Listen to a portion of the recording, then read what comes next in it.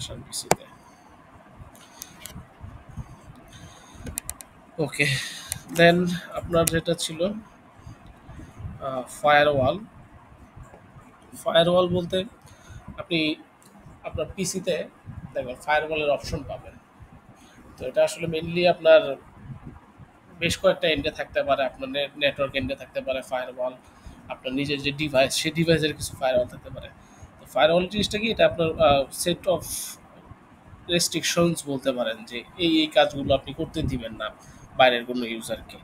তো ওই রকম জিনিস আপনি ইউজ করতে পারেন। ধরেন আপনি শুধুমাত্র ধরে রাখলেন যে এই প্রাইভেট কি, এই প্রাইভেট আইপি থেকে ওই প্রাইভেট আইপি পর্যন্তই আমার যোগাযোগ হবে। এর বাইরে যদি অন্য কোনো আইপি থেকে আমাকে যোগাযোগ করার চেষ্টা করা হয়, আমি কাউকে ডেটা দিব না। এটা আপনি ধরে নিতে পারেন যে ফায়ারওয়ালের একটা আপনি বসাতে পারেন, একটা রুলস বসাতে পারেন। বিভিন্ন সিকিউরিটি টুলস আছে। সিকিউরিটি টুলস বলতে আমরা বিভিন্ন অ্যান্টিভাইরাস ইউজ করি না? আগে ছিল অ্যাভাস্ট, নর্টন, দেন ক্যাসপারস্কি, ম্যাকেফি, এরকম টাইপের নামগুলো তো আমরা শুনছি মোটামুটি সবাই। তো এই সিকিউরিটি টুলসগুলোও কিন্তু আপনার একটা সার্ভার বা একটা পিসি হোয়াট এভার ইট ইজ তাকে সুরক্ষা দেবে। ইভেন আপনি ওয়েবসাইটের জন্যও এরকম সিকিউরিটি টুলস আছে। দেন আসতেছে হচ্ছে নেটওয়ার্ক সিকিউরিটি প্রোটোকল। যে নেটওয়ার্ক লেভেলে যদি আপনি কোনো সিকিউরিটি দিয়ে থাকেন, যে যদি কোনো আইপি থেকে ধরেন আমরা যেগুলো করে থাকি, যে আপনারা যদি আপনাদের ইউএস এর কোনো একটা এপিআইতে অতিরিক্ত বার হিট করেন, ওই আইপিটা কিছুক্ষণের জন্য ব্লক থাকে অটোমেটিক। যে অতক্ষণ ধরেন আপনি 1 সেকেন্ডে 10 বার অলরেডি হিট দিয়ে দিয়েছেন। একটা মানুষ হিসেবে আপনি একটা সেকেন্ডে সর্বোচ্চ 5 বার হিট দিতে পারেন, বা 5 বার দরকার পড়তে পারে। যে এত খুব ফাস্ট যদি কাজ করে তাহলে আপনি 5টা ক্লিক করতে পারতেছেন 1 সেকেন্ডে। কিন্তু আপনি 10টা ক্লিক যদি করে ফেলেন 1 সেকেন্ডে, তার মানে অবশ্যই আপনার কাছে কোনো সমস্যা আছে, আপনি কোনো সমস্যা করার চেষ্টা করতেছেন। তখন আপনার আইপিটা কিছু সময়ের জন্য ব্লক হয়ে থাকে। যে এই এতবার যদি সে হিট দেয়, এরপর থেকে সে যেন আর হিট না দিতে পারে। তো ওই লেভেলে আপনি এরকম সিকিউরিটি প্রোভাইড করতে পারেন। দেন অ্যাক্সেস কন্ট্রোল দিয়ে সিকিউরিটি, মানে আপনার কাকে কোন অ্যাক্সেস দিবেন সেটা প্রোভাইড করতে পারেন। যে আপনার 5 জন ইউজার আছে, এর মধ্যে একজন থাকলো সুপার অ্যাডমিন, আরেকজন থাকলো হচ্ছে ধরেন আপনার নর্মাল অ্যাডমিন, আরেকজন থাকলো হচ্ছে শুধুমাত্র এডিটর, আরেকজন থাকলো হচ্ছে রিভিউয়ার, আরেকজন থাকলো শুধু ভিউয়ার। এরকম আপনি দিলেন, 5টা লেয়ারে দিলেন। তো যে ভিউয়ার সে শুধুমাত্র দেখতেই পারবে, যে এডিটর সে শুধুমাত্র এডিটই করতে পারবে, সেই এডিট আর দেখতে পারা দুইটা করতে পারতেছে। আবার যে ধরেন নর্মাল মডারেটর বা সে কি করতে পারতেছে, যে বিভিন্ন পোস্ট টোস্ট থাকলে সেগুলো ডিলিট করতে পারতেছে, পোস্ট ক্রিয়েট করতে পারতেছে। এরপর ধরেন যে নর্মাল অ্যাডমিন, সে page delete, page publish unpublish করতে পারতেছে। আর যে সুপার অ্যাডমিন, সে সব কিছু করতে পারতেছে। তো এইভাবে কিন্তু আপনি কন্ট্রোল প্রোভাইড করে আপনার সাইটের সিকিউরিটি বাড়াইতে পারেন। দেন অথেন্টিকেশন, আপনার যে আপনার কাজটা করতে চাচ্ছে, আপনার সাইটের উপর চেঞ্জেস আনতে চাচ্ছে, বা আপনার সাইটটাকে ইউজ করতে চাচ্ছে, যেটাই হোক, সেটা যেন একটা প্রপার অথেন্টিক ওয়েতে হয়। আপনি ইউজারকে যেন ডিফাইন করতে পারেন যে এই ইউজারটাই ওই ইউজার। এর বাইরে যদি অন্য কেউ চেষ্টা করে, আপনি তাকে আটকায় দিলেন। প্রপার একটা অথেন্টিকেশন লাগবে। ধরেন আপনার কোনো ইউজার না, অন্য একটা normal fake account, fake Gmail address দিয়ে আপনি লগ ইন করতে চাচ্ছে, যে এই জিমেল অ্যাড্রেস আপনার আন্ডারে রেজিস্টার্ড না, সেটাও কিন্তু আপনি ব্লক করাইতে পারেন। দেন ইন্ট্রুশন ডিটেকশন। ওকে, এটা নিয়ে আমার তেমন একটা আইডিয়া নাই। ওই সিকিউরিটি লেভেলে তেমন একটা এত কাজ করি নাই, এর জন্য তেমন একটা ওরকম আইডিয়া নেই। প্রক্সি এজেন্ট আছে কিছু আপনাদের। প্রক্সি এজেন্টগুলো দিয়ে হচ্ছে আপনি সিকিউরিটি প্রোভাইড করতে পারেন। এইগুলো হচ্ছে একেবারে হাই লেভেলে যখন সিকিউরিটি প্রোভাইড করতে যান, তখন এই জিনিসগুলো লাগে। দেন টানেলিং করতে পারেন। টানেলিং যদি বলতে চান, এটা বেশ কয়েক ধরনের টানেলিং করা যায়। আপনি আপনার ধরেন কোনো রেপো টু রেপো টানেল করতে পারেন। আবার আপনি চাইলে আহ, কোনো অন্য একটা, আপনার যদি সাব ডোমেন থাকে, মানে বা সাব একটা অন্য কোনো ওয়েবসাইট থেকে আপনার ওয়েবসাইটে যদি আপনি কানেকশন দিতে চান, কানেকশন বলতেই ধরেন আরেকটা আলাদা ওয়েবসাইট, একেবারে ইন্ডিপেন্ডেন্ট একটা ওয়েবসাইট থেকে আপনার ওয়েবসাইটে সে হচ্ছে ইউজ করবে, ওয়েবসাইট টু ওয়েবসাইট কমিউনিকেশন হবে। তো সেক্ষেত্রে আপনি বেশ কিছু টানেলিং দিতে পারেন যেন এই টানেলের থ্রুতে যদি আসে তাহলে সে মাত্র পারবে, আদারওয়াইজ যদি না আসে তাকে যেন আমি অ্যালাউ না করি, বাইরের অন্য কেউ তো চেষ্টা করতে পারে। দেন ভিপিএন ইউজ করতে পারেন। ভিপিএন যদিও আমরা দেখা গেছে কি করি, আমাদের অনেক ওয়েবসাইট থেকে ব্লক করা থাকে, সেই ব্লকটা ছোটানোর জন্য আমরা ওই ভিপিএন গুলো ইউজ করি যেন আমাদের আইপিটা ট্রেস না করতে পারে, অ্যান্ড যে আইপিটা দেখায় ওই আইপিতে যে সব কিছুই আনব্লকড অবস্থায় থাকে এরকম। তো ওই সেম জিনিসটাই আপনি সিকিউরিটি প্রোভাইডের ক্ষেত্রেও হয়, মানে আপনি যেরকম সিকিউরিটি ব্রিচ করার জন্য ভিপিএন ইউজ করতেছেন, অনেকে আছে ওই সিকিউরিটি প্রোভাইড করার জন্য ভিপিএন ইউজ করতে হয় তাদের। তো এইভাবে হচ্ছে আপনারা আপনাদের সাইটের সিকিউরিটি বাড়াইতে পারেন। তো এগুলো হচ্ছে ওয়ে। আবার একটু উপরে চলে যাই। ওকে, তো টেকনোলজি সলিউশন, তো এর মধ্যে আপনার কি কি বলছে, এনক্রিপশন করা। তো এনক্রিপশন কি, altering plain text so that it can not be read by anyone then other than the sender or receiver. মানে এমনভাবে আপনি মানে টেক্সটটাকে মডিফাই করলেন বা অল্টার করলেন যেটা সাধারণ চোখে আপনি পড়তে পারবেন না বা অন্য কেউ পড়তে পারবে না, শুধুমাত্র সেন্ডার পড়তে পারবে এবং রিসিভার পড়তে পারবে, কারণ তারা দুজনই জানে তারা কি দিয়ে এনক্রিপ্ট করছে। এখানে আবার অনেক কাহিনী আছে। তো অনেক ধরনের এনক্রিপশন মেথড আছে আমাদের, ওগুলো আমরা আস্তে আস্তে দেখব। ইট provides security for 4 to 6 security dimensions, integrity by ensuring the message has not been tampered with, non-redemption by preventing users from denying they sent the message, authentication by verifying the person's identity or computer sending the message, then confidentiality by ensuring the message was not read by others. তো এইখানে বেশ কয়েকটা ধরনের আপনার security provide করে এনক্রিপশনের থ্রুতে। এর মধ্যে শুধুমাত্র যে মানুষ দেখতে পারবে না তা না, এটাও একটা কারণ যে অন্য কেউ যেন দেখে না বুঝে, এটা সবার শেষের কারণ। শুরুতে কি বলতেছে যে এই মেসেজের সাথে যেন টেম্পারিং না করতে পারে, এটা এনশিওর করার জন্য হচ্ছে এনক্রিপশন দরকার আছে। আপনি যে ডেটাটা পাঠাইলেন, ধরেন আজকে আপনার ফ্রেন্ডে একটা ডেটা পাঠাইলেন, হ্যালো আজকে তুই 5টার দিকে আয়, তোরে পিটাবো। বাট কয়দিন পরে গিয়ে আপনি অস্বীকার করলেন এবং ডেটা ট্যাম্পার করলেন, ট্যাম্পার করে বললেন যে ভাই আমি তোর এটা বলিনি, ও ভুল কথা বলতেছে, ও ফেক স্ক্রিনশট পাঠাইছে। তো এটা যেন না বলতে পারেন, সেটা অথেন্টিসিটি বজায় রাখার জন্য কিন্তু এই এনক্রিপশনগুলো করা হয়। এখন আপনারা বলতে পারেন স্যার আমরা তো মেসেজ তখন এডিটের অপশন আছে, এডিটের অপশন আছে বাট এটা একটা হিস্টোরি থাকে বিহাইন্ড দিস, এটা একটা হিস্টোরি থাকে যে আগে কি মেসেজ ছিল অ্যান্ড এখন কি মেসেজ আছে। আপনারা যদি গুগল শিট বা গুগল ডকের কখনো কোনো সেলে যদি আপনি রাইট ক্লিক করেন, দেখবেন ওখানে লেখা থাকে যে show history, show edit history বা শো হিস্টোরি, এরকম একটা অপশন থাকে। তো ওইখানে গেলে স্টেপ বাই স্টেপ দেখায় দেয় যে আগে কি ছিল এখন কি হয়েছে, এত তারিখে কত কি ছিল, এই তারিখে এসে এই সিলের মধ্যে কি হয়েছে, কে করছে, সব কিছুই ডেটা একটা থাকে। তো এটা জাস্ট আমাদের মানে কি বলে ব্যবহারের সুবিধাতে তারা এডিট বাটন রাখতেছে, but in the behind data কিন্তু আপনার আগেরটাও রয়ে গেছে, নতুনটাও রয়েছে, আগেরটাও রয়ে গেছে। Okay, non repudiation by preventing users from denying they send the message. এরপর আরেকটা হচ্ছে সে বলতে পারে যে না আমি মেসেজ পাঠাইনি। একটা আছে মেসেজ চেঞ্জ করতে পারতেছে না, আরেকটা আছে সে অস্বীকার করা শুরু করছে ভাই আমি তো মেসেজই পাঠাইনি। এখন তার কাছে থেকে যে আসতেছে, আসার সময় বেশ কয়েকটা ধাপে সে এনক্রিপ্ট হয়ে পরে আসতেছে, তো ওই ধাপের মধ্যে একটা ধাপ থাকে যে ইউজারের সিগনেচার থাকে, যে এই ইউজার সিগনেচারটা করছে এবং সেটা সহ এনক্রিপ্টেড থাকে, এবং এটা যদি অল্টার করলে আপনার ডেটাটা লস্ট হয়ে যাবে বা ডেটাটা গার্বেজ ডেটা দেখাবে। তো সে ডিনাইও করতে পারবে না যে ভাই জিনিসটা আমি পাঠাই, আমার অ্যাকাউন্টে অন্য কেউ পাঠাইতেছে এরকম কোনো কিছু, বা আমার নামে একটা কেউ পাঠাইতেছে স্পুফ করছে।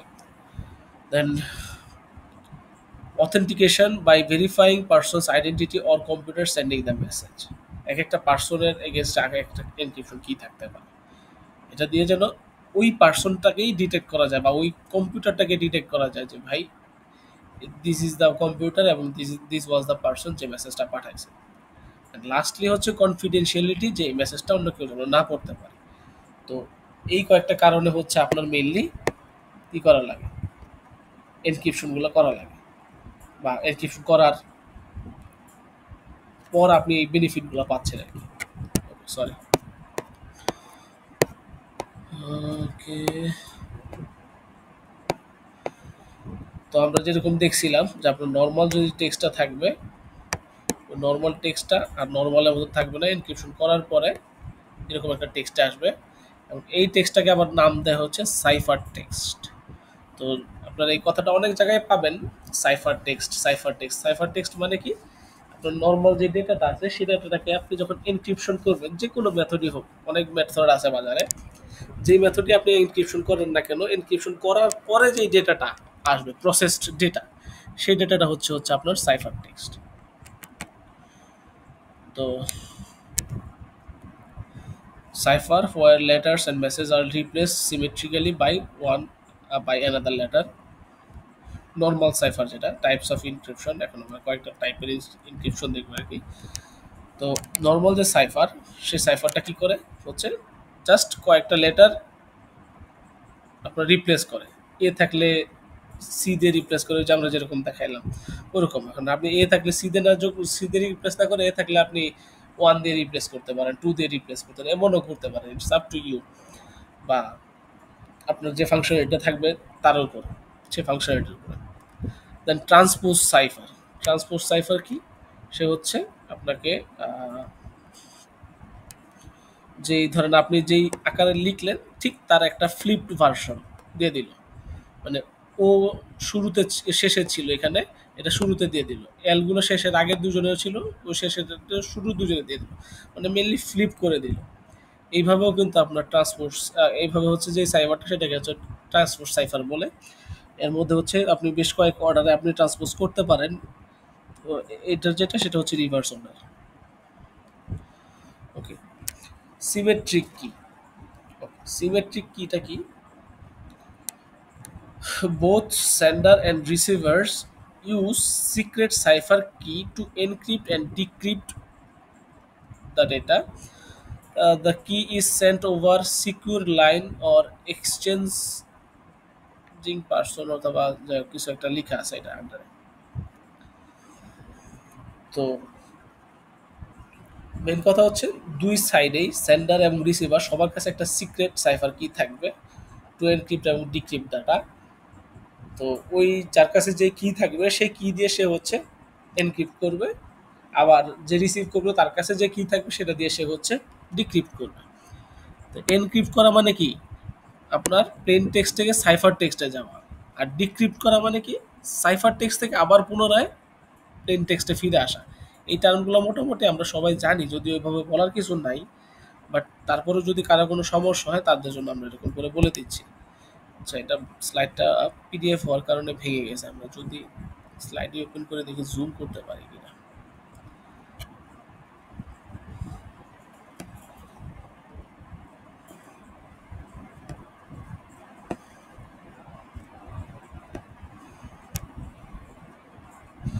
আচ্ছা, একই কাহিনী ঘুরে ফিরে আর কি। স্লাইড শোতে দিই, তাহলে হয়তো একটু বড় হবে। ওকে, তো যেটা বলতেছিলাম, দুই এন্ডেই দুইটা কি থাকবে, যে যার মতন সেটা নিয়ে একজন এনক্রিপ্ট করবে, আরেকজন সেটা দিয়ে ডিক্রিপ্ট করবে। তো এনক্রিপশন হচ্ছে কি প্লেন টেক্সট থেকে সাইফার টেক্সটে যাওয়া, আর ডিক্রিপশন হচ্ছে সাইফার টেক্সট থেকে প্লেন টেক্সটে চলে আসা। ঠিক আছে, আমরা যদি নেক্সটে যাই। ওকে, সিমেট্রিক কি এনক্রিপশন, এখানে দুইটা টাইপের আছে। যদি একটু এসকেপ করি,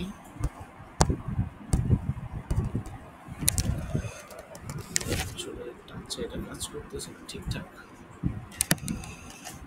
ওকে, তো আমাদের সিমেট্রিক যে কি, এর মধ্যে হচ্ছে আবার দুইটা টাইপ আছে। আপনার নর্মাল যেই কি বলে এনক্রিপশন ট্রিপল ডিএস, আর আরেকটা হচ্ছে আপনার পাবলিক কি এনক্রিপশন। এইটাতে কি হয়, এটা হচ্ছে মোস্ট ওয়াইডলি ইউজ সিমেট্রিক কি এনক্রিপশন। জুম করা গেছে, ফাইন। তো মোস্ট ওয়াইডলি ইউজ সিমেট্রিক কি এনক্রিপশন ইউজেস 128 থেকে 192 অ্যান্ড 256 বিট এনক্রিপশন কিজ। মানে এখানে হয় 128 অথবা 192 বা 256 পর্যন্ত এনক্রিপশন কি ইউজ করা যেতে পারে। In 2013, Google announced upgraded its SSL certificates with 2048 bit keys। আচ্ছা, তো এটা মেইনলি হচ্ছে একটা ফিক্সড কি, একটা মানে ধরেন একটা এনক্রিপশন কি, যেটা দিয়ে হচ্ছে সে সরি একটা মানে ফিক্সড কি, সেটা দিয়ে সে এনক্রিপ্ট করবে আর কি। তো এটার আবার ফিক্সড লেন্থও থাকে। ধরেন আপনি 128 বিটের জন্য কাজ করতে চাচ্ছেন, সেটার জন্য হচ্ছে 128 বিটেরই একটা এনক্রিপশন কি থাকবে। আর এখানে যে ইনফরমেশনটা দেওয়া সেটা হচ্ছে গুগল হচ্ছে 2013-এ এটাকে ছাড়াই নিয়ে গেছিল হচ্ছে 2048 বিটের কিতে। এবং তারা যেই এসএসএল সার্টিফিকেটগুলো প্রোভাইড করে সেগুলো হচ্ছে আর কি আহ, এই কি লেন্থের বিট দিয়ে তারা কি বলে সিকিউর করে দিচ্ছে বা সার্টিফাইড করে দিচ্ছে। নেক্সট যেটা আসে পাবলিক কি এনক্রিপশন। এখানেও আবার দুইটা হচ্ছে ভাগ আছে, একটা আছে নর্মালি পাবলিক কি, আর একটা আছে শুধু প্রাইভেট কি। আচ্ছা,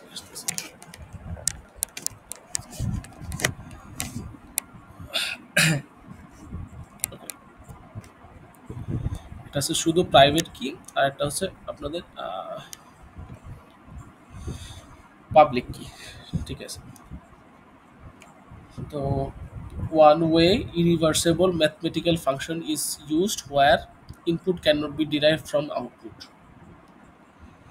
তো এমন একটা ওয়েতে মানে মেন কথা হচ্ছে ম্যাথমেটিক্যাল এমন একটা ওয়েতে আপনাকে এটাকে কনভার্ট করা হয় বা ফাংশনিং করা হয় যেটা থ্রুতে হচ্ছে আপনার যে আউটপুটটা সেটাকে ইনভার্টে ইনপুটে আবার যেন ডিরাইভ করে না আসতে পারে সেটা। তো both keys use to encrypt and decrypt message.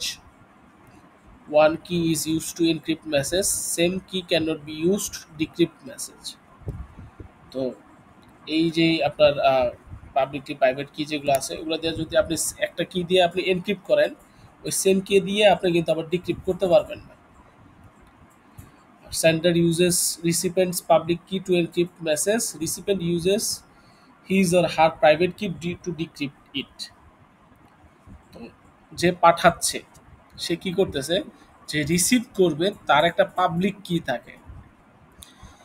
রিসিভারের আপনার যদি আপনি পাবলিক এনক্রিপশন করেন, এর মধ্যে আপনার থাকতেছে দুইটা কি, একটা পাবলিক কি একটা প্রাইভেট কি। তো আপনি যখন কাউকে কিছু পাঠাবেন এই মেথডে এনক্রিপশন করার জন্য, যার কাছে পাঠাবেন তার একটা পাবলিক কি আছে, আপনারও আছে দুইটা, তারও আছে দুইটা। তো যার কাছে পাঠাবেন তার একটা পাবলিক কি আছে, সেই কি দিয়ে আপনি এনক্রিপশন করবেন, এনক্রিপশন করে তার কাছে ডেটাটা পাঠাবেন।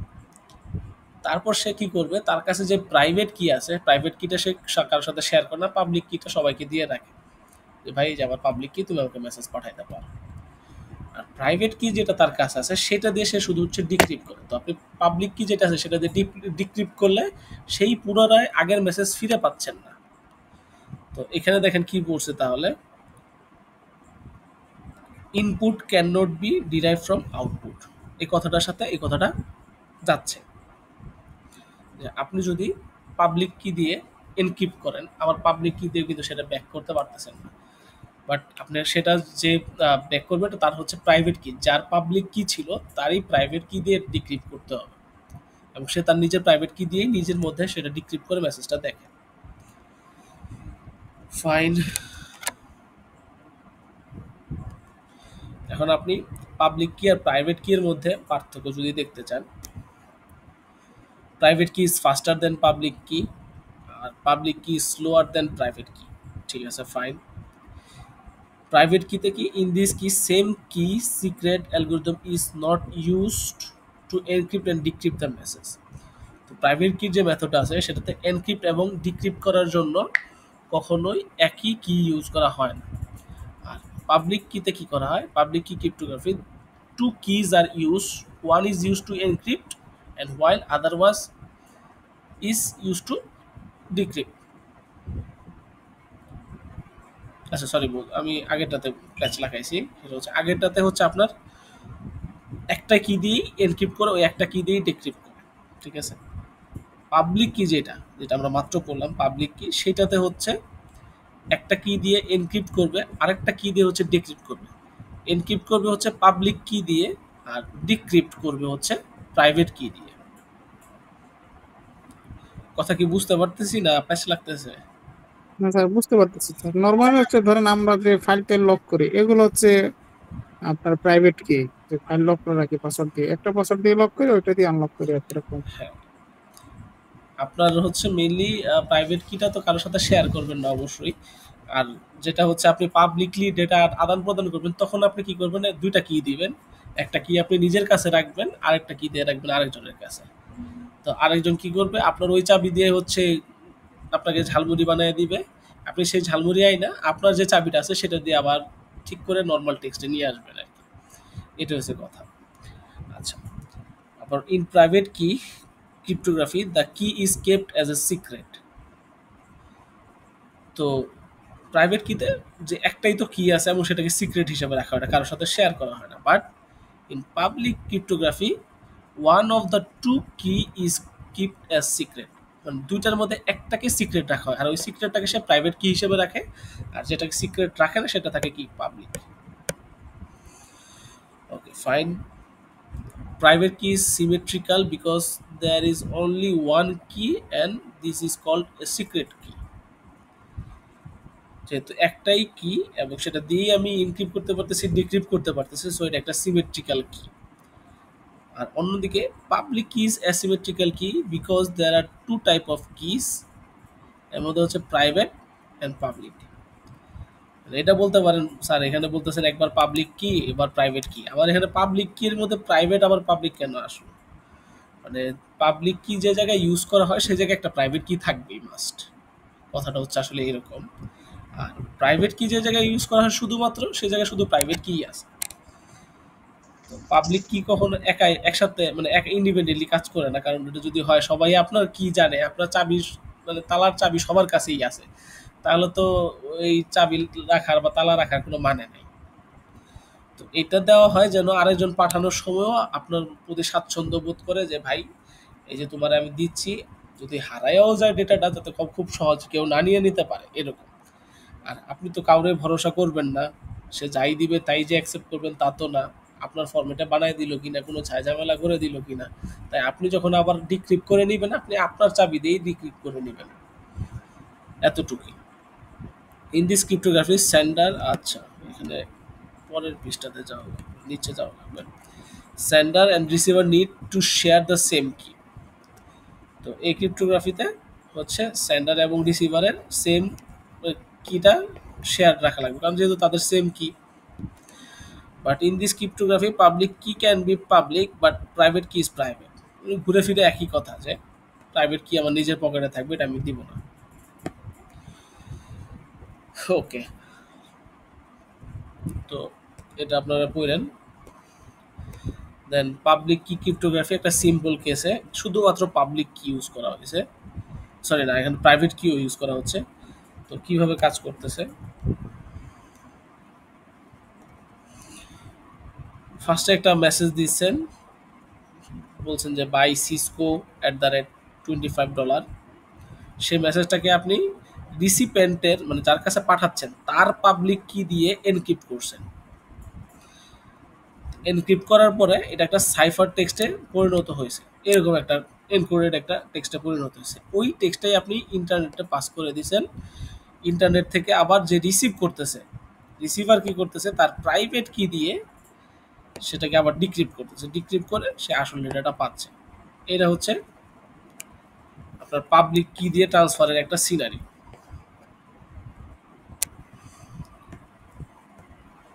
তো এখানে আবার পাবলিক কি বেশ কয়েকটা মেথডে আপনার কাজ করে, যে এনক্রিপশনটা কিভাবে আনে। এর মধ্যে সব থেকে মোস্ট পপুলার হচ্ছে হ্যাশিং। হ্যাশ সম্পর্কে কারো আইডিয়া আছে? What is hash. ওকে, সমস্যা নেই, আমরা নিচেই দেখবো হ্যাশিং কি। তো তার আগে আরেকটা দেখতেছি, একটু আগেটা যেটা ছিল ওটা হচ্ছে সিম্পল কেসে, এটা হচ্ছে ডিজিটাল সিগনেচার সহ।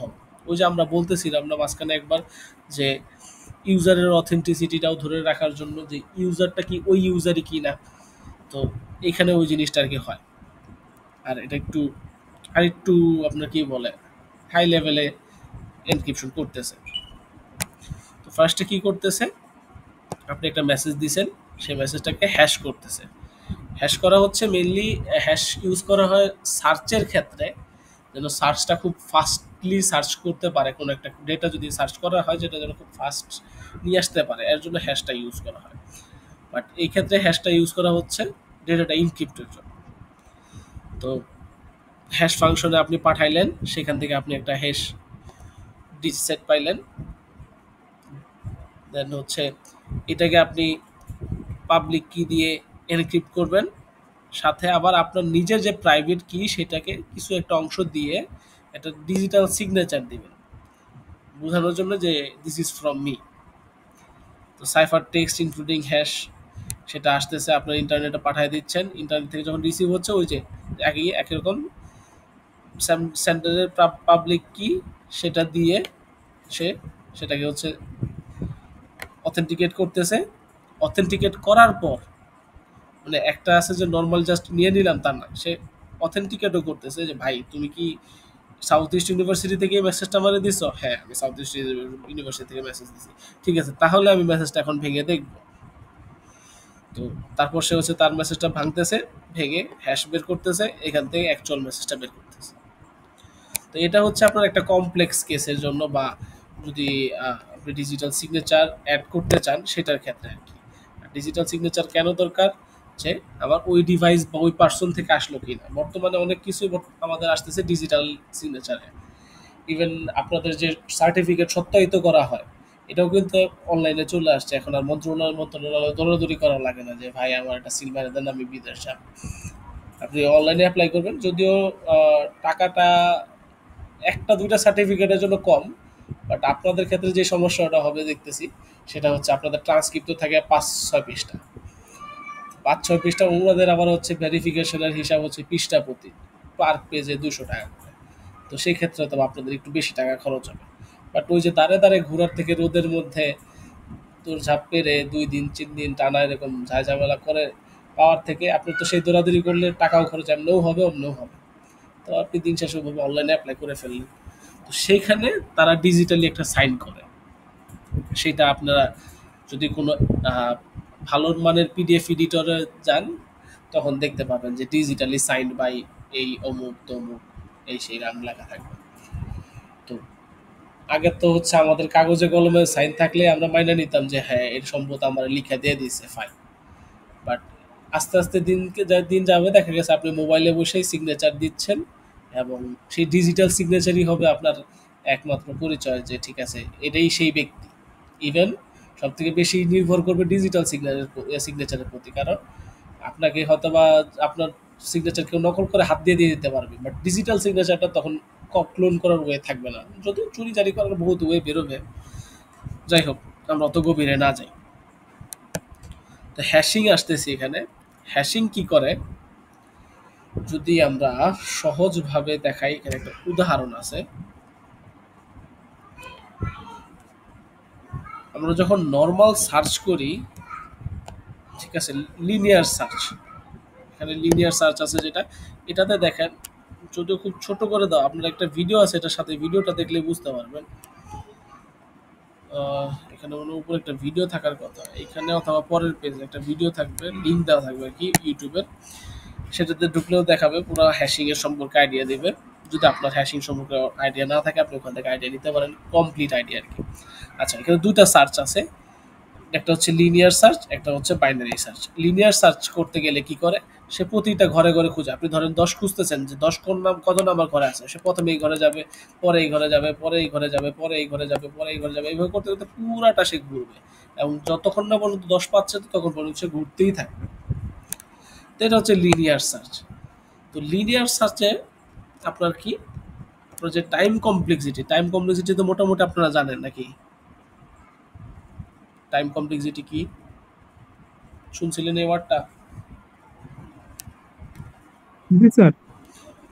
ওকে, পরিচিত পরিচিত যদি লাগে তাহলে ঠিক আছে। তো টাইম কমপ্লেক্সিটি বলতে কি, এটা দিয়ে আপনার বোঝায় যে এই প্রোগ্রামটা এক্সিকিউট হতে ঠিক কতটুকু সময় লাগতে পারে বা ম্যাক্সিমাম ওর্স্ট কেসে কতটুকু সময় লাগবে।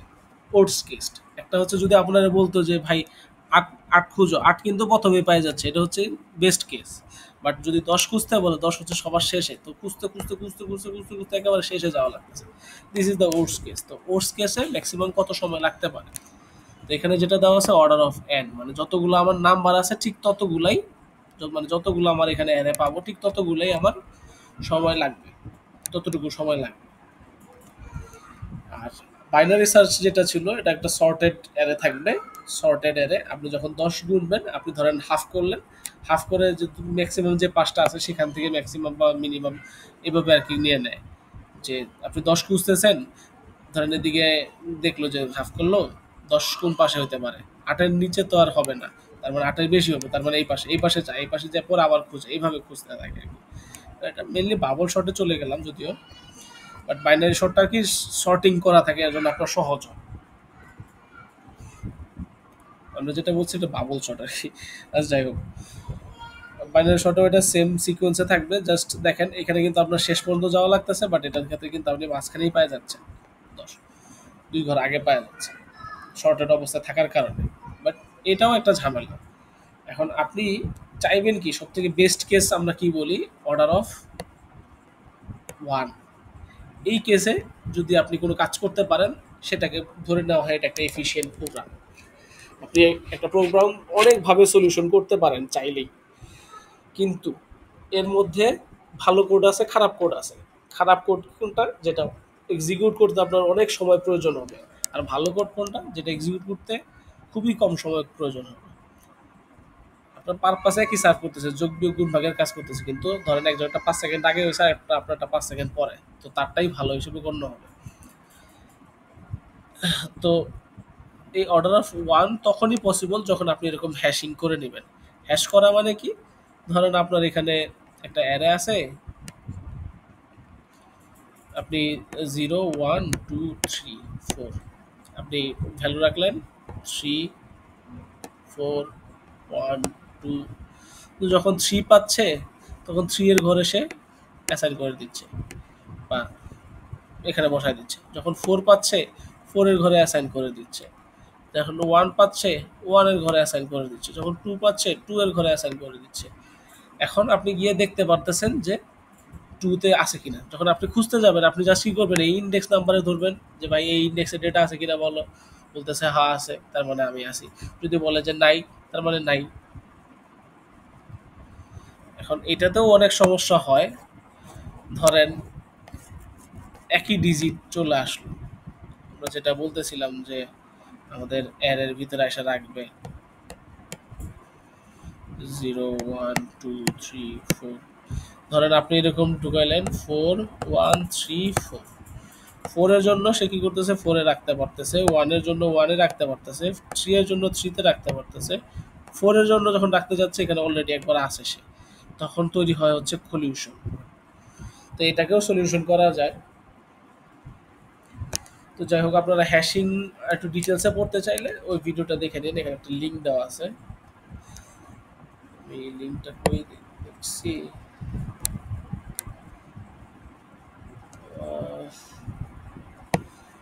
আচ্ছা লিঙ্কটা লাগলে আমি এখানে দিয়ে দিব না, লিঙ্কটা নাই মনে হয়, হারাই গেছে। ওটার কি যে এই চিত্রটা ওখান থেকেই আনা, তো ওটা দেখলে আপনারা বুঝে নেবেন কি। তো তো হ্যাশিং করে হচ্ছে তার আপনার এনক্রিপশনের রিট আর একটু বাড়াইতে পারেন। Then our type of encryption, public key. There are two mathematically related keys in a public key and private key. Private key kept secretly by owner and public key disseminated by to the public. Then both keys are used to encrypt the and decrypt the message once the key are used. they can no longer be used to unencrypt the message. There are on one way irreversible function এই সেই তোর মানে আমরা এতক্ষণ উপরে যা পড়ছি সবকিছু সে আর কি একেবারে অ্যাটাক ল্যান্স বলছে আর কি।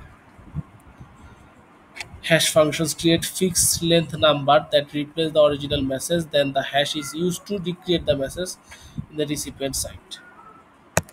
তো ওরা হ্যাশ যেটা এখানে ইউজ করতেছে সেটা আসলে ফিক্সড লেন্থের হ্যাশ ইউজ করে। আপনার এটারও কারণ আছে, কারণ আপনি হ্যাশ যদি ইউজ করেন আপনার প্রচুর জায়গা খাচ্ছে। যদি ফিক্সড লেন্থের হ্যাশ ইউজ না করেন তখন আপনার প্রচুর জায়গা লাগতেছে। ধরেন আপনি আবার শুরুতে আমরা শুরু করি 1 রাখলেন, 3 রাখলেন, 4 রাখলেন। কিন্তু 2 আর আপনার রাখা লাগে না কারণ 2 নাই। কিন্তু এই যে 2 এর যে জায়গাটা এটা কিন্তু নষ্ট হচ্ছে।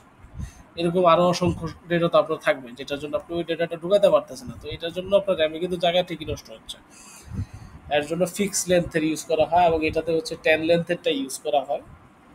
মানে যে উদাহরণটা দিছে সেটাতে আর কি। Okay, digital signature is signed cipher text sent over the internet. Digital যে সিগনেচারটাতে সেটা হচ্ছে সাইন করা একটা cipher text sent over the internet. তো এটা ছিল আমাদের ইন্টারনেট এনক্রিপশন। এগুলো জাস্ট এমনি দেখতে পারেন।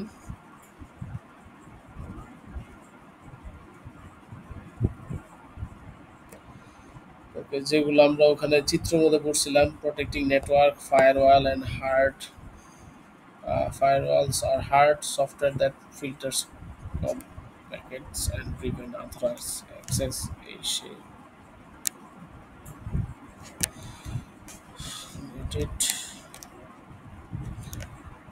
এগুলো তো আমাদের দেখা নাই, তবে দেখলামই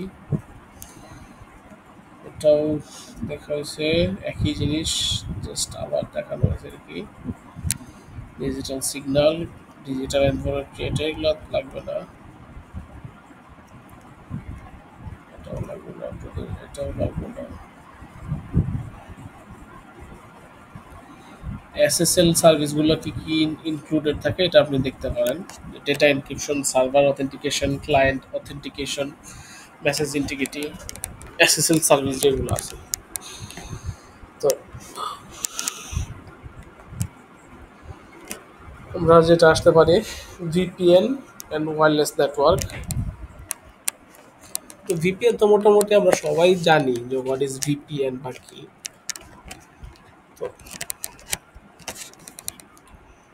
তো কই গেল ভিপিএন?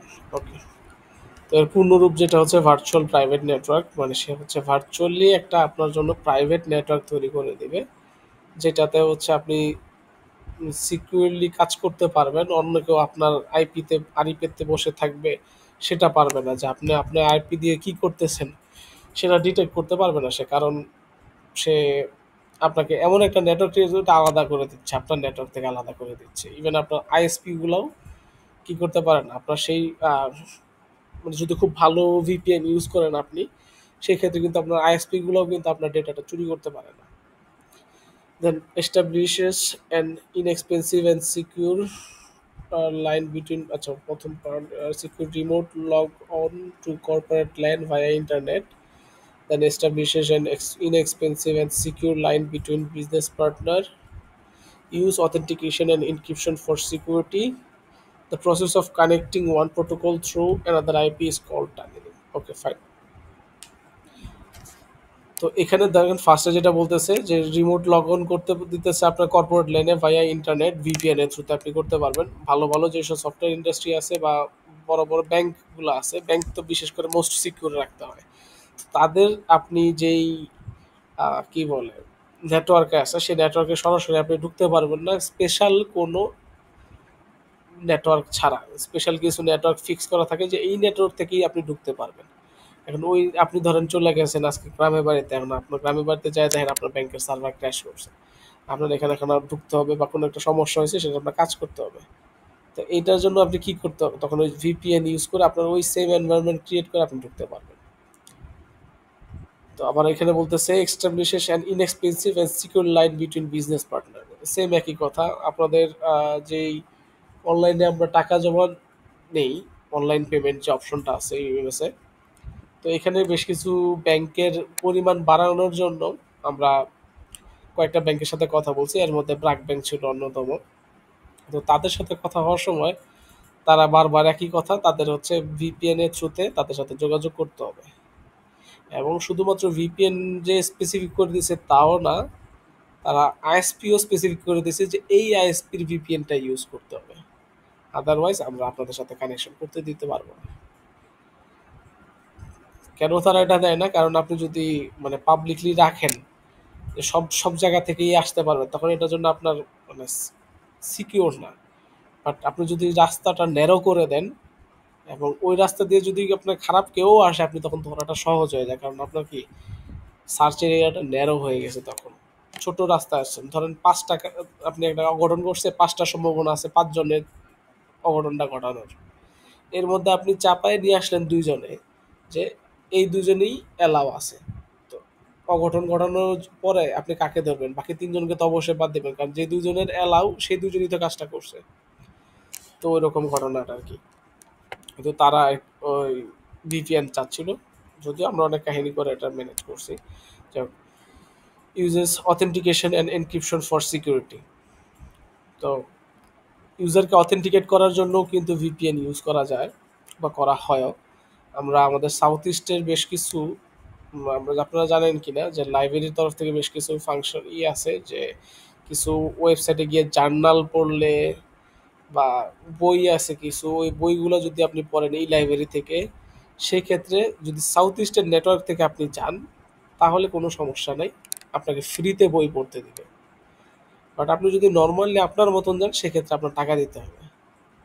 তো ওই যে নেটওয়ার্কটা যদি আপনি এখন ধরেন আপনি বাসায় বসে রয়েছেন, সাউথ ইস্টের বই পড়তে চাচ্ছেন, তখন আপনার ওই যে ভিপিএন ইউজ করা লাগবে। আমাদের ছিল আগে ভিপিএন, এখন কি অবস্থা আল্লাহ জানি না। The process of connecting one protocol through another IP is called tunneling. আছে টানেলিং এর কথা বলছে কি, একটা আইপি থেকে আরেকটা আইপিতে যে কানেক্টিভিটিটা করে দেওয়া হয়, সেটাই আর কি টানেলিং বলা হয়। যেটা আপনাদের বলছিলাম যে টানেলিং করে একটা ওয়েবসাইট আরেকটা ওয়েবসাইটের সাথে যোগাযোগ করে। তো ওই যে এনভায়রনমেন্ট বা যে প্রসেসটা, সেটাই tunneling mainly. Wireless networks, wifi, এটা আমরা মোটামুটি সবাই জানি। Encryption uses AES, advance encryption standard algorithm for wifi protected access, WPA2 standards. আচ্ছা, যাই হোক। তো ফায়ারওয়াল দেখেন কিভাবে থাকে আপনার আর আপনার সার্ভারের মাঝখানে কিভাবে বাধা হয়ে থাকে, যে আপনার ক্লায়েন্টরা আপনার যখন সার্ভারে হিট করবে, সে সার্ভারে হিট করার আগে ফায়ারওয়ালের মাঝখানে হয়ে তার যাইতে হবে। তো ফায়ারওয়ালগুলো আর কি আপনাকে ওভাবে প্রোভাইড করবে, যদিও এটা আসলে ইমেজ আকারে দেখানো, বাট আপনি যদি ফাংশনালিটি প্রপার দেখতে চান সেক্ষেত্রে আপনি ইউটিউবে বেশ রিসোর্স আছে, সেগুলো কাটতে পারেন।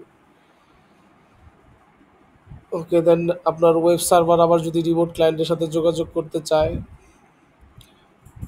দেন আপনি রিমোট সার্ভারের সাথেও যদি যোগাযোগ করতে হয় সেক্ষেত্রে আপনি ফায়ারওয়াল ইউজ করতে পারেন আর কি বলি। তো এটা আমাদের তেমন কিছু দরকার নাই, এগুলো তো আপনারা পড়লেই দেখতে পারবেন। অপারেটিং সিস্টেম কি, অ্যান্টিভাইরাস সফটওয়্যার মানে কি, এগুলো আপনারা মোটামুটি সবাই জানেন, আশা করতেছি এগুলো পড়ানো লাগবে না।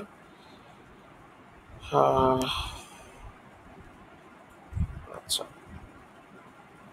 পেমেন্ট সিস্টেমের কথা কিছু বলা হয়েছে আপনাদের, যদিও এগুলো আসলে আমার শেষ করার কথা ছিল আপনাদের ওয়েবসাইট প্রেজেন্টেশনের আগে, যাতে এই সব কিছু আপনারা আইডিয়া ইমপ্লিমেন্ট করতে পারেন। যাই হোক, আপনাদের প্রেজেন্টেশন ভালো ছিল, মোটামুটি সবাই ভালো পারফর্ম করছেন, বাট অনেকেই আসেন নাই, অনেক বলতে কয়েকজন আর কি আসেন নাই, এটা আশাহত করছে। যাই হোক, 5 টাইপ অফ পেমেন্ট সিস্টেম, এর মধ্যে cash most common form of payment, instantly convertible into the other forms of value, no float. Sir আসসালামু আলাইকুম। জি, কি কি কোনো এক্সাম হবে স্যার? ক্লাস টেস্ট যেটা নেওয়ার কথা ছিল এটা। কি কবে? আমি একটা অনলাইনে এক্সাম নেওয়ার কথা ছিল। আপনাদের অফলাইনে না নিয়ে নিছি? ওই দিন স্যার লাস্টে কে যেন বললো একজন ক্লাসে, সেজন্য জিজ্ঞাসা করলাম আর কি। আপনাদের কি এক্সাম নেওয়ার কথা ছিল কোনো? আচ্ছা যাই হোক, আমাদের আরেকটু বাকি আছে, এটা শেষ করে আমরা পরে লাগবে ডিসকাশন। স্যার ছিল না কোনো, স্যার এক্সামের কোনো ইয়ে ছিল না। আমার যতটুকু মনে আছে আসলে কোনো স্যার এক্সাম ছিল অফিসে না। আছি তো স্যার, এখন বের হয়ে যাবো, রাস্তায় থাকবো, এর জন্য স্যার আর কি জিজ্ঞাসা করলাম। দেখেন যেটা ভালো মনে হয়। স্যার একটু অ্যাটেন্ডেন্সটা যদি দিয়ে দিতেন স্যার, ক্লাসে জয়েন হয়েছিলাম এতক্ষণ। অ্যাটেন্ডেন্সটা আমরা শেষে আরেকবার ডাকবো, এখন আপাতত না, আমরা একটু শেষ করে দিই। ওকে ওকে ওকে স্যার। ওকে, তো ক্যাশ পেমেন্ট মেথড আপনাদের কাছে আছে, fine. Checking transfer, second most common payment from in United State, fine. Then হচ্ছে ক্রেডিট কার্ড, ক্রেডিট কার্ডের থ্রুতে পেমেন্ট করতে পারে issuing banks, credit card association, Visa, Mastercard, process centers আর ক্লিয়ারিং হাউসেস, এই সেই বলছেন। দেন স্টোরড ভ্যালু, যদি কোনো আপনার ধরেন কি বলেন, fund deposit into your account from which funds are paid out withdrawn as needed, like PayPal. পেপালের মধ্যে ধরেন আপনি কি করতে পারতেছেন, টাকা রেখে দিতে পারতেছেন, আপনার যখন দরকার পড়তেছে আবার সেখান থেকে বের করে নিয়ে আসতে পারতেছেন। আবার ডেবিট কার্ড, ডেবিট কার্ডের ভিতরে আপনি কি মানে আপনার ব্যাংক অ্যাকাউন্টে টাকা আপনি রাখতে পারতেছেন, যখনই মন চাইতেছে কার্ড দিয়ে তুলে রাখতে পারতেছেন। অনেকে গিফট কার্ড শেয়ার করে, সেটা কি একটা প্রিপেড কার্ডের মতন, ধরেন 5,000 টাকার গিফট কার্ড শেয়ার করলেন, ওই কার্ডটার দাম 5,000 টাকা আছে, যতক্ষণ না পর্যন্ত সেটা দিয়ে সে কেনাকাটা করতে গেছে, তারপর সে কেনাকাটা শেষ করলেই 5,000 টাকার ওটা শেষ খালি হয়ে যাবে। Then peer to peer payment system, PayPal, whatever it is, এরকম টাইপের পেমেন্ট মেথড আমাদের আছে। Then accumulating balance, accounts that accumulate expenditures and to which consumers make periodic payments like utility phone, এই সেই। তো একটা নির্দিষ্ট সময় পর পর যদি আপনি কোনো পেমেন্ট করেন কোনো একটা কিছুর এগেন্সে, সেটা হচ্ছে এরকম কি বলে পিরিয়ডিক পেমেন্ট টাইপের যেটা সেগুলা। Then consumers, merchants, financial intermediaries, government regulators, এরা হচ্ছে আমার পেমেন্ট সিস্টেমের স্টেক হোল্ডার। তো মানে মেনলি আপনার পেমেন্ট সিস্টেমটা ইউজ করবে কারা, অবশ্যই আপনার কনজিউমার, অথবা আপনার কোনো মার্চেন্ট, অথবা ধরেন আপনার কোনো ফাইন্যান্সিয়াল যারা আপনাকে সহযোগিতা করতে পারতেছে, অথবা গভর্নমেন্টেরই কোনো একটা সংস্থান। এরা হচ্ছে আপনার পেমেন্ট মেথডটার স্টেক হোল্ডার বলতে পারেন। ই কমার্স পেমেন্ট সিস্টেমের মধ্যে সব থেকে পপুলার বর্তমানে হচ্ছে ক্রেডিট কার্ড, আর ডেবিট কার্ডও পপুলার, কারণ আমরা সবাই এখন মোটামুটি অনলাইনে পে করতে অভ্যস্ত। ইভেন আমরা যদি কোনো কিছু কেনাকাটা করি সেটাও আমরা কি করি, কার্ড দিয়ে পে করার চেষ্টা করি। বর্তমানে ঢাকায় যারা থাকি, বাইরে এটা এখনো কম অ্যাভেলেবেল, হতে পারে বিকাশে পেমেন্ট নেয়, এটুক পর্যন্ত অ্যাভেলেবেল। যেমন আমি আমার গ্রামে ওদিন মিষ্টি কিনলাম, দেখা গেছে যে বিকাশে পে করা গেছে, আমি বেঁচে গেছি এই কারণে। আদারওয়াইজ আমার ক্যাশ শর্ট পড়ে গেছিল, ক্যাশ আনতে গেলে কোথায় খুঁজে খুঁজে এটিএম খুঁজে নিয়ে আসো গ্রামের মধ্যে, খুবই একটা বিপদের অবস্থা হয়ে যেত আর কি। Okay, limitations of online credit card payment, security risk থাকে, খরচ আছে। দেন হচ্ছে social equity, not always affordable for all due to low income and credit risk. তো ক্রেডিট কার্ড পেমেন্টের কী কী লিমিটেশন, সিকিউরিটি রিস্ক থাকে বা মার্চেন্ট রিলেটেড রিস্ক থাকে। আপনি আহ, ধরেন আপনার কাছে কেউ কিনে নিয়ে গেল, আপনি টাকা পুরোটা পাইলেন, আবার দেখা গেছে কিছু ক্ষেত্রে পাইলেন না। ধরেন ইভেলি যেরকম আপনার কাছে থেকে প্রোডাক্ট কিনে আরেকজনের কাছে বিক্রি করতো, আপনারা টাকা দিতে, পরে আবার যার কাছে বিক্রি করতো তার কাছ থেকে কিন্তু 2 মাস আগের থেকে নিয়ে রাখতো। তো এরকম কিছু রিস্ক থাকে। আবার খরচ আছে ক্রেডিট কার্ডের, আপনি যদি একটা নির্দিষ্ট টার্গেট ফিল আপ না করেন আপনার মান্থলি কিন্তু ভালোই চার্জ দেওয়া লাগে। আবার সোশ্যাল ইকুইটি, এটাও সমস্যা, কারণ সবাই ক্রেডিট কার্ড অ্যাফোর্ডও করতে পারে না, আবার অনেক কাছে রিস্কও নিতে চায় না। তো ক্রেডিট ট্রানজ্যাকশন কীভাবে কাজ করে এটা আপনারা চাইলে দেখে নিয়ে বুঝতে পারেন। অল্টারনেটিভ পেমেন্ট সিস্টেম কী কী আছে সেগুলা, বর্তমানে তো আমাদের এখন জিপে আসতেছে সামনে, আশা করতেছি যে আর তেমন একটা সমস্যা হবে না আর কি। বিশেষ করে ইন্টারন্যাশনাল ট্রানজ্যাকশন গুলো। আমরা অনেক কিছু করতে গেলেই ধরেন আপনাকে ফ্রি সার্ভিস দিচ্ছে তারা, কিন্তু তারা একটা সিকিউরিটি হিসাবে আপনার কাছে একটা ক্রেডিট কার্ড নাম্বার চায়। তখন আপনি একটা ক্রেডিট কার্ড নাম্বার দিতে পারেন না, বা ডেবিট কার্ড নাম্বার চায়, কিন্তু আপনার কাছে ডুয়াল কারেন্সি ডেবিট কার্ড না থাকার কারণে সেটা দিতে পারেন না। সেক্ষেত্রে গুগল পে হলে কিছুটা হেল্প হইতে পারে। ওকে, মোবাইল পেমেন্ট সিস্টেম এর মধ্যে হচ্ছে use of mobile phones as a payment device established in Europe, Japan, south Korea. তো ইউরোপ, জাপান এবং সাউথ কোরিয়া এইসব জায়গায় আপনার পেমেন্ট করার জন্য আপনার ফোন ইউজ করলে হয়। মেইনলি তারা উইচ্যাটের থ্রুতে আসলে পে করে। তো ওরা ওটার উপরেই ভরসা করে মেইনলি, বিশেষ করে জাপান, যারা জাপান, চায়না, ওরা উইচ্যাট, আলিপে চায়নারা এগুলো সব চায়নারা ইউজ ইউজ করে করে। মেইনলি। জি, উইচ্যাট, আলিপে দুটো ইউজ করে স্যার। কথা বলছি বলি। উইচ্যাট আর মানে উইচ্যাট, তারপর হচ্ছে আলিপে, এগুলাই মোস্টলি ইউজ হ্যাঁ, করে হ্যাঁ, ফোন থেকে। ওটাই। ওনারা এই একটা অ্যাপ দিয়েই সব করতে পারে আর কি, একটা প্ল্যাটফর্মে সবকিছু। এটাই উচিত। আমাদের তো মনে করেন বাংলাদেশে আমাদের বার্থ আইডি আছে, ন্যাশনাল আইডি আছে, এরপরে আমাদের কি বলে, কয়েকদিন পরে হেলথ আইডি পাবেন একটা,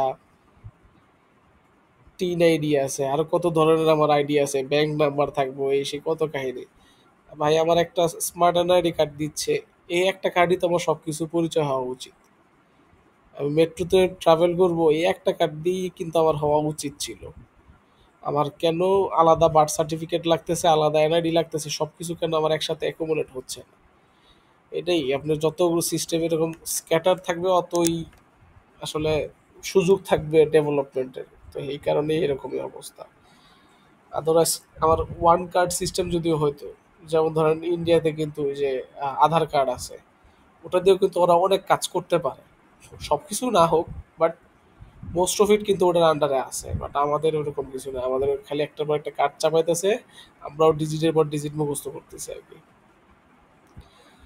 যাই হোক, পরে হচ্ছে এনএফসি দিয়ে আপনি পে করতে পারেন। আপনার অনেক কার্ড আছে দেখবেন, বা আপনার ফোন থেকেও আপনি চাইলে যে গুগল পে বা অ্যাপেল পে আছে কি, সে কি করে আপনার কার্ডের একটা ক্লোন রাখে, দেন আপনি যখন পে করতে যান এনএফসির থ্রুতে কিন্তু সেটা পে করে দিতে পারেন। এনএফসি হচ্ছে এরকম একটা টেকনোলজি যে আপনি খুবই কাছাকাছি গেলে সেটা হচ্ছে কাজ করা শুরু করে। ধরেন আপনারা যে পাঞ্চ করেন না কার্ডের ইউনিভার্সিটিতে ঢোকার সময়, এটাতে যদিও সরাসরি আপনাদের কার্ডটা এনএফসি কার্ড না, বাট ওই কাইন্ড অফ টেকনোলজি, এবং আমাদের ওই ডিভাইসগুলো এনএফসি সাপোর্ট করে। তো আপনি যদি ক্লোন করতে পারেন, আপনি কাজ করতেই পারবেন। আবার আপনাদের কিছু ব্যাংকের কার্ড থাকে, সেগুলোতে এনএফসি সরাসরি আছে বিল্ট ইন, সেটা দিয়ে জাস্ট টাচ করলেই কিন্তু আপনার পেমেন্ট হয়ে যাচ্ছে। এক্সপেন্ডিং ইন ইউনাইটেড স্টেট, এখানে গুগল ওয়ালেটটা বেশি চলতেছে, পেপালটা চলতেছে। আর mobile app design with work with NFC chips. তো গুগল ওয়ালেট ওই যে সেম যেটা বললাম, এনএফসি থ্রুতে কিন্তু সে আপনার পে করাই দিতে পারে। হ্যাঁ চাচু, আমি ক্লাস করতেছি, যাও পরে আসতে, যাও যাও যাও যাও যাও যাও।